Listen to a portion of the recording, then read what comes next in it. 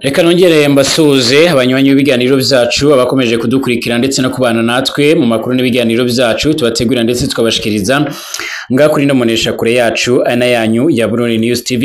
ni kumbonesha kure imwe rudende bandanya kubategurira ndetse no kubashikiriza amakuru akomeye cyane amakuru yihuta kandi agezweho ariko aravuga mu bigendanye n'umutekano politique diplomasi ndetse n'ibindi bigiye bitandukanye kaze kuri mwebwe mwese rero nyine kubakomeje kurikira reka tugaruke ku makuru akomeye cyane akomeje kugenda ariko aravugwa cyane amakuru ariko aravugwa guturuka ngaha mu Burundi mu karere k'ibiyaga binini ndetse no hirya no hino mu isi aho twibanda nyine ku makuru yibanda kuri politike ngaha mu karere mu gihugu cy'u Burundi umwe mu menyeshamakuru abarizwa muri leta zunze ubumwe za Amerika yanditse avuga yuko gushika uno mwanya nyine abatari bakeya mu Burundi bamaze gutahura ngo imigambi iri kurategurwa n'igihugu cibanyi cy'u Rwanda no Rwanda kugeza uno mwanya ruri mu bikorwa bigendanye no kwibuka ku nshuro igira ya 31 nyine ihonyabwoko ryarakorewe abo mu bwoko bw'abatutsi nyine mu mwaka wa 1994 nkuko bigaragara ariko biratangaje kubona abantu nyine bari mu bikorwa nk'ibi nyine ibikorwa byo kwibuka abahitanywe nyine n'iryo honyabwoko barapfuye ari benshi cyane ariko leta igakomeza yama ibagiriza ibikorwa nk'ibi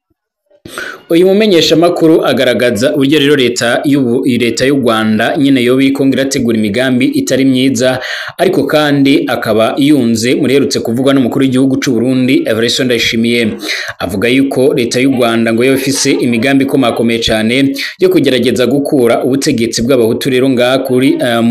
ngaha Igitega nyine kugira hajyeho ubundi butegetsi nyamara muri icyo gihugu cy'abanyi cy'u Rwanda witegereje ibigendanye n'amoko barabisize inyuma ndetse barunze ubumwe nyine barakoze gahunda ya ndi umunyarwanda ibigendanye n'amoko biriko birebonekeza ngaho iwacu mu Burundi mu karere k'ibiyaga binini cyane nko muri Kongo yagize ati kugira abakure rero ku ngoma abahutu b'u Burundi na cyane CNDD-FDD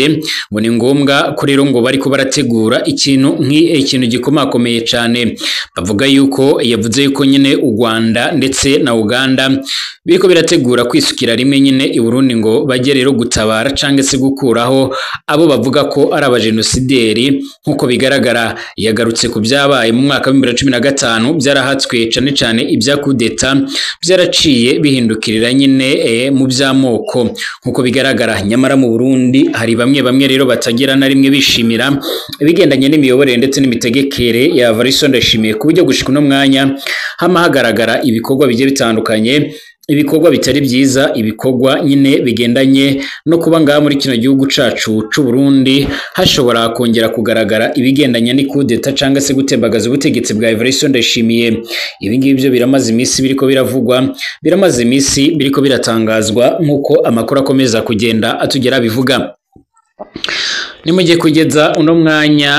nkuko bigaragara ibuka nkuko bigaragara guturuka muri icyo gihugu cy'abanyi cy'u Rwanda yarasabiye ibihugu bimwe na bimwe birimo n'u Burundi ko byorengutswa imbere y'ubutungane nkuko amakuru akomeza kugenda atugera bivuga cange nkuko bikomeza kugenda bitugeraho ibuka cange umuryango ibuka warasabye ko Republika Iharanira Rusange ya Kongo u Burundi ndetse n'u Bubiligi bijyanwa mu nkiko Perezida w'umuryango uharanira inyungu z'abarokotse ihonyabwoko ryarakorewe abatutsi mu Rwanda mu mwaka wa 1994 ibuka ni Dr Gakwenzire Philibert yarasabye ibihugu rero bishyigikiye umwari wa FDLR ugizwe n'abasize barakoze ihonyabwoko mu Rwanda nyine ko bojyanwa mu nkiko mpuzamakungu nkuko bigaragara ntacyo leta y'u Burundi irotangaza kuri ibyo birego cyangwa se kuri ibyo ngibyo ariko kandi mu bihe byo bitandukanye haba umunyamabanga mukuru w'umugambwe CNDD-FDD Nyiriteka Reverend Kuriyo n'abandi bategetsi bagiye batandukanye baragiye bagaragaza ko nyine bo ibyo gukorana ni FDLR atacyo bibatwaye ndetse atanicyo bibabwiye nkuko bigaragara gushika no mwanya abatari bakeya bakaba bemeza neza yuko n'ingabo z'abarundi zaba ziriko zirakorana cyangwa zifatikanya n'aba FDLR na cyane nyine abakorera mu mashamba ya Kongo bikanavugwa yuko rero ngaha mu shamba rya Kibira harimo abandi bo muri FDLR bazwi nk'abasirikare bifatikanya n'imodera kure nkuko byoma bigaragara ntacyo leta y'ababirigi canga se ya Kongo niyo barundi bari botangaza. Turagaruka ku yandi makuru akomeje kugenda ariko aravugwa nga muri kino gihugu cacu c'u Burundi. Mwiriwe neza mwese abanywanyi b'ibiganiro byacu abakomeje kudukurikira ndetse no kubana natwe nga kuri no bonesha kure yacu aina yanyu. Mwiriwe neza abadukurikiye bari nga mu Burundi, abari mu gisagara ca Bujumbura, abari Gitega, abari Ngozi, abari Cibitoke, abari Bururi, abari Kayanza, abari Mwaro n'ahandi hagiye hatandukanye. Mwese ndabahaye mwiriwe cange mwaramutse bivanye naho muherereye. Kaze kuri mwebwe mwese mukomeje kudukurikira, kaze kubadukurikira n'abatwumviriza bari mu karere k'ibiyaga binini, abari ku mugabane w'Uburaya, Aziya, Australia, Amerika ndetse n'ahandi hose. Mwese reka tubifurize ibihe byiza, tubifurize gukomeza kumererwa neza cane. Ari ubwa mbere senga reka ndagusubye ndi kwanditse sabone kugira ucaronka amakuru n'ibiganiro byacu ndetse ukomeze kugenda urabana natwe 5 kuri 5. Kaze kuri mwebwe mwese mukomeje kudukurikira ndetse no kutwumviriza nyine. Reka nongere gusaba nyine ko ubupyo ndakwanditse sabone ugatanga ibyumviro byawe nyuze muri commentaire, ibintu bigaca biramera bo cange biramera neza. Kaze kuri mwebwe mwese nyine reka amakuru n'ibiganiro byacu n'ubundi tuyatangurira nga muri kino gihugu cacu c'u Burundi. Nkuko bigaragara bamwe mu barundi barakomeje gushyigikira ndetse no kwemeza ibiherutse gutangazwa n'umukuru w'igihugu c'u Burundi Evariste Ndayishimiye ubwo yari mu kiganiro na BBC. Usibye ko atari n'ubwa mbere yaravuze ayo majambo, yaravuze ko afise amakuru yizewe avuga yuko igihugu c'abanyi c'u Rwanda cyaba kiriko kirategura imigambi igendanye no kugerageza gutembagaza ubutegetsi nyine bwa Evariste Ndayishimiye. Nkuko amakuru akomeza kugenda atugera bivuga,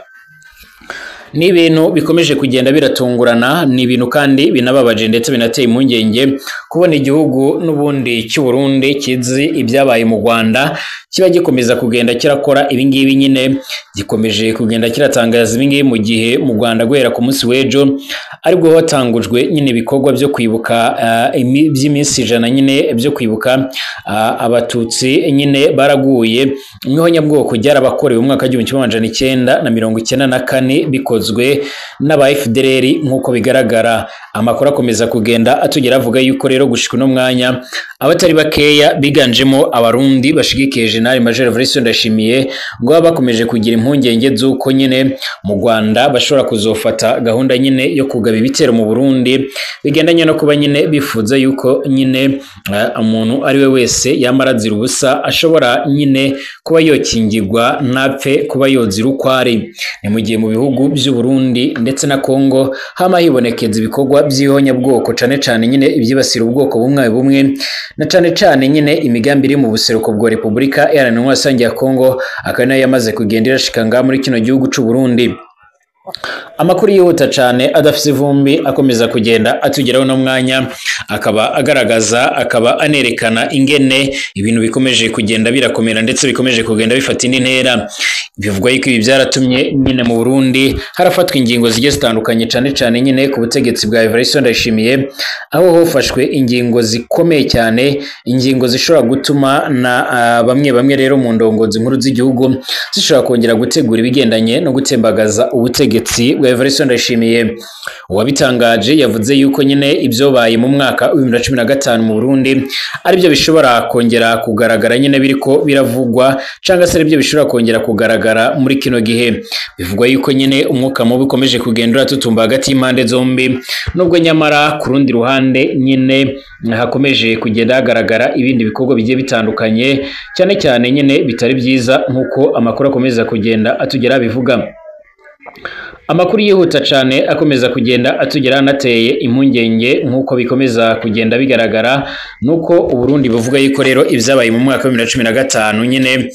ari byo byatswe gukora ikudeta bishobora kongera kugaragara uno mwanya. Ngaha rero nubwo CNDD-FDD itariko ikorera neza nyine Uburundi, nubwo bicishije abarundi inzara n'ubukenere mumenye ko rero ari byo ikiri intambamyi kugira emire hima ishoboke. Burya ngo mwamwozi yuko nyine ibikomeje kugenda birabanga mu Burundi ubwabyo ari ibintu bikomakomeye cyane mu Burundi kugeza ubu. Bamwe rero nyine mu banywanyi b'umugambwe nka CNL bayoboka Honorable Agathon Rwasa bariko baragirizwa kuba rero bariko barakorana n'umuhari M23 ndetse hakiyongeraho n'ibindi bikorwa bimwe na bimwe bigiye bitandukanye. Ngira ngo muzi abandi bantu baherutse guhagarikwa n'iperereza mu Burundi bagirizwa kuba nyene ngo baraganiriye muri groupe ya WhatsApp, kuba nyine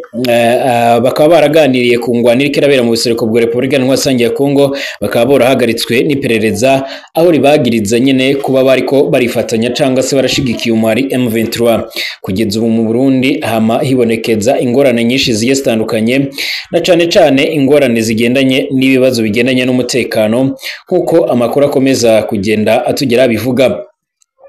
Abatari bakeya bakaba bakomeza kugenda bagaragaza ndetse baranerekana neza yuko ibikomeje kugenda bigaragara canke ibikomeje kugenda nyine biratangazwa ubwabyo biteye impungenge. Ni mu gihe umushikiranganje w'imigenderanire n'andi makungu ku ruhande rw'igihugu c'u Rwanda yitwa Ambasaderi Olivier Nduhungirehe ahejeje gushimira ibihugu bibanyi, ibihugu by'inshuti z'u Rwanda ndetse n'imiryango mpuzamakungu imwe n'imwe yarifatikanyije n'u Rwanda nyine mu bikorwa bigendanye na cane mu bikorwa bigendanye no kurabira hamwe ndetse no gukurikiza nyine ndetse no kwifatikanya n'icyo gihugu cy'u Rwanda mu bikorwa bigendanye nyine no gutangura ibikorwa byo kwibuka. Nkuko bigaragara harimo ibihugu bimwe na bimwe bigiye bitandukanye byinshi, ariko muri ibyo bihugu ntabwo Burundi twabubonyemo nyine mu bikorwa biri muri ibyo bikorwa byo kwibuka canke Republika Iharanira ya Kongo. Ibi kandi n'ubundi biriko birahurira n'andi makuru akomeje kugenda ariko avugwa n'abamenyesheje. Perezida w'umuryango uharanira inyungu z'abarokotse ihonyabwoko ryarakorewe abatutsi mu Rwanda mu mwaka w'1994 nyine ibuka, Dr Gakwenzire Philbert yarasabye ko rero ibihugu bishyigikiye umuhari FDLR ugizwe n'abasize barakoze jenoside yakorewe abatutsi mu Rwanda bujyanwa mu nkiko mpuzamakungu. Nk'uko bigaragara yabigarutseho rero ubwo abanyarwanda n'inshuti z'u Rwanda nyine bari bateraniye muri Beka Arena ahabereye umugoroba wo kwibuka nyine ku nshuro igira ya 31 ihonyabwoko ryarakorewe abatutsi mu Rwanda mu mwaka w'1994. Dr Gakwenzire yaravuze ko muri ibi bihe hakiri ibibazo nyine by'ingengabitekerezo ya jenoside ituruka mu basize bakoze iyo jenoside yakorewe abatutsi nyine mu Rwanda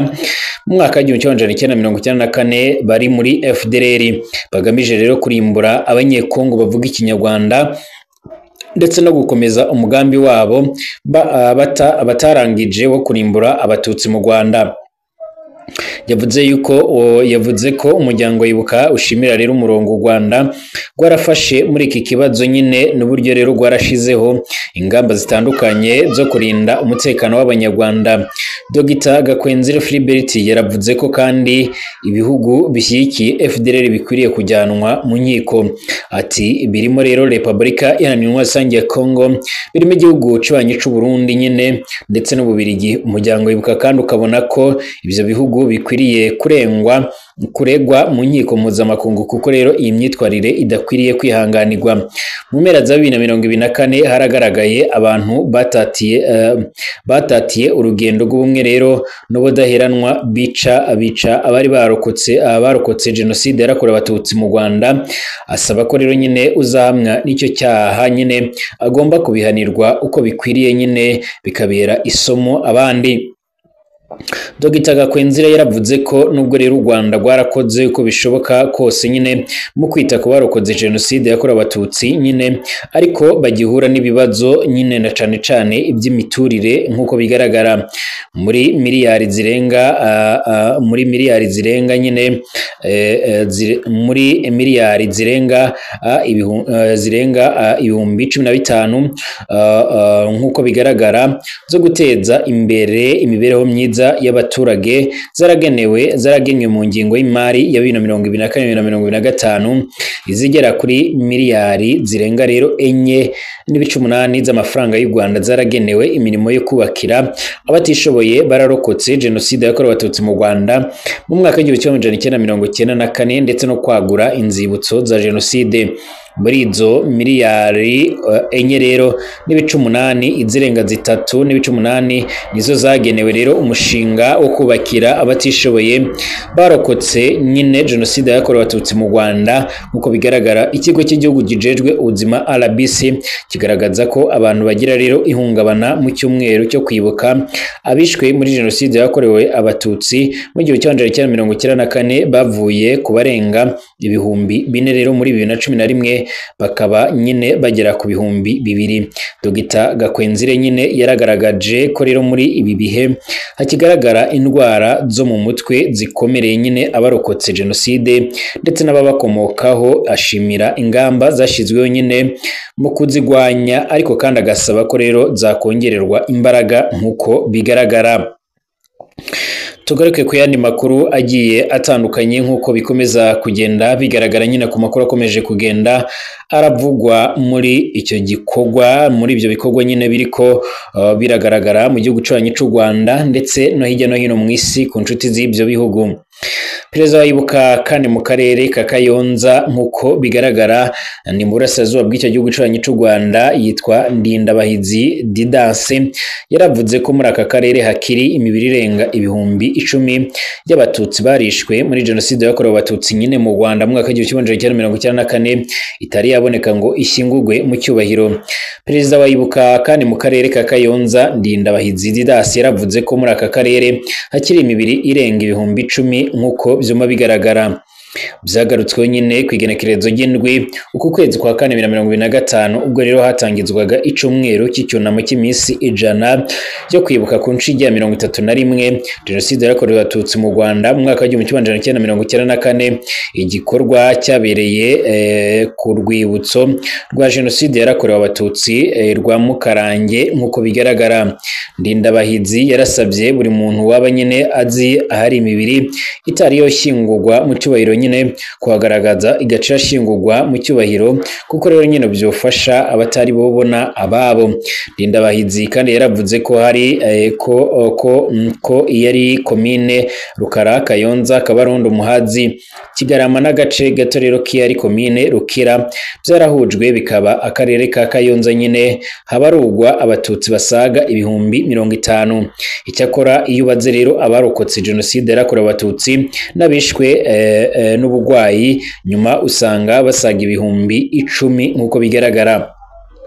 Ndindabahizi yaravuze yuko abantu nyine bishwe muri jenoside ari ibihumbi 40,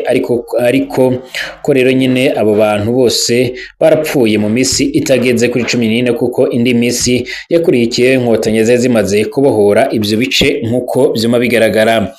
Reka dukomeze twifatikanye nyine n'abanyarwanda ndetse n'inshuti z'u Rwanda nyine muri ibi bikorwa barimo ndetse n'ibihe bitoroshe, tubabwira ngo bakomeze gukomera kandi bihangane.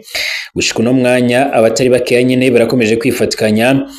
nyine n'iki gihugu cy'u Rwanda. Muri bo hakaba harimo nk'ikipe ya Arsenal isanzwe irakina mu cyiciro cya mbere cy'umupira w'amaguru mu Bwongereza ibizwi nka English Premier League, ndetse hakiyongeraho nka Paris Saint-Germain yo mu gihugu cy'Ubufaransa ndetse